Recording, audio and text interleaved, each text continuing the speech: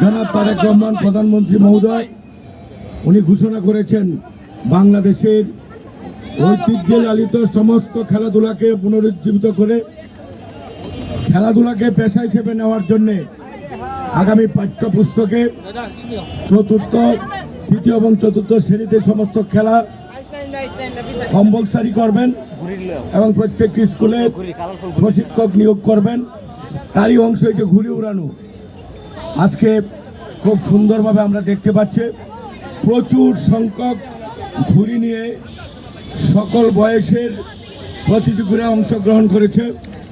আমরা এই এলাকার মানুষের পক্ষ থেকে, জেলা প্রশাসনের পক্ষ থেকে আপনাদেরকে অভিনন্দন জানাই।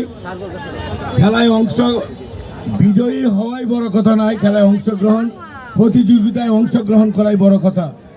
আমি আজকে যারা অংশগ্রহণ করবেন, যারা বিজয়ী হবেন